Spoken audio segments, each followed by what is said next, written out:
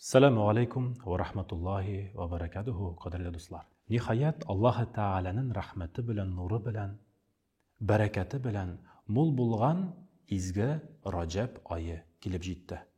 Payg'ambarimiz alayhisolatu vassalam hadislarning birisida ayta, Alloh taolaning oyi deb belgilangan Rajab oyi mashhur oy.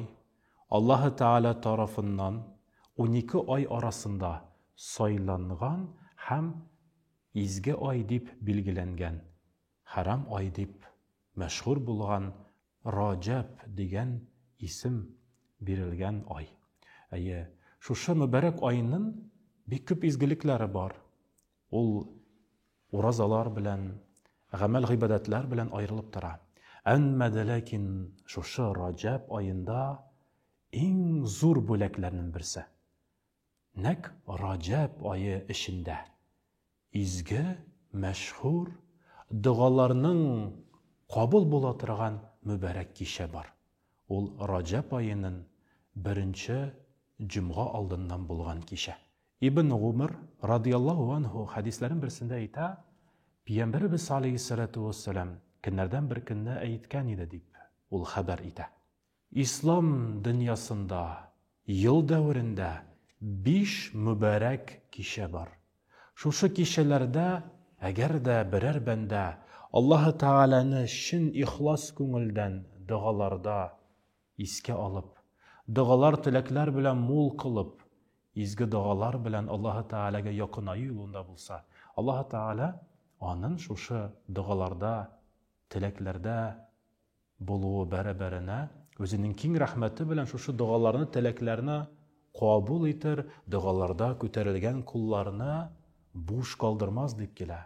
Ham şuşu 5 kishilarning birisi, birinchisi da deb aytar edim, u nak Rajab oyында bo'lgan Rag'ayib kechasi.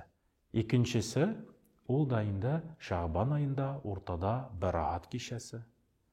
Uchinchisi ul dayında Alloh taolaning rahmati bilan mo'l bo'lgan har bir jum'a oldindan bo'lgan kecha. Ham shulay yo'q. Ramazon g'ayiti oldindan, ya'ni Ramazon oyi bituga o'q bayram oldindan bo'lgan kecha, ham Qurban bayrami oldindan bo'lgan kechalarda shulay o'sha 5 muborak duolarining qabulligi bilan mashhur bo'lgan 5 kecha turkumina kiralar. Şuşa Rag'ayib kechasin Payg'ambarimiz alayhisolatu vassalam duolar, zikrlar bilan, g'ibodatlar bilan ayirib turar edi. Ham Rag'ayib kecha oldindan bo'lgan kunni atna kishin ul urazada uzdira edi. Şuşa urazalar bilan Alloh taolaga yaqinayu yo'lunda bularga intila edi. Alloh taolo begrakda har birimizga, barchamizga da şuşa muborak kechani izgiliklar, igiliklar bilan mo'l qilurga nasib eylesin. Şuşa kechada vaqtida o'qilmagan, balki qolgan, qazoga qolgan namozlar qazo qilib o'quvi bek xayrli bo'lar.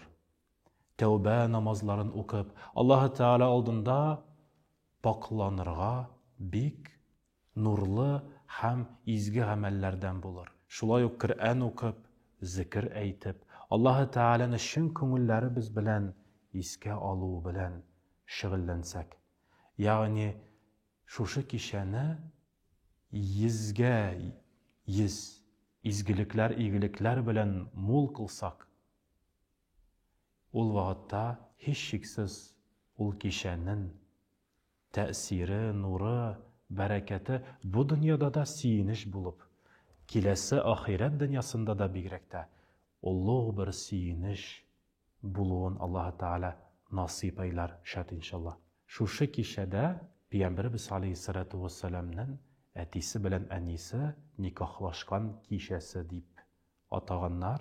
Ham alimlar aytadilar, Amina Payg'ambarimiz alayhisolatu vassalamning anisi, Abdullah Payg'ambarimiz alayhisolatu vassalamning atisi şuşa kechada nikohlashib, şuşa kechada nak Muhammad alayhisolatu vassalamning borliqqa keluvine sebep kılıp nikah okutular.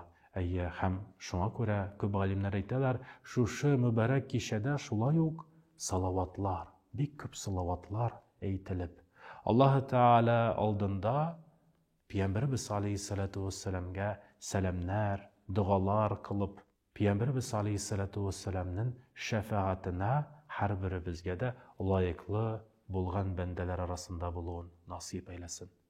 Шушы улуг фурсат белән файдаланыйк, изгелектә, игелектә булыйк, һәм изгелекләрнең нәтиҗәләрен күргәндә Аллаһы Тәгалә алдында сөенгән, шатланган, Аллаһы Тәгаләнең рәхмәте белән мул булган бәндәләр арасында булуын насип аясар әйләсә иде. Ассаламу алейкум ва рахматуллаһи ва баракатуһу.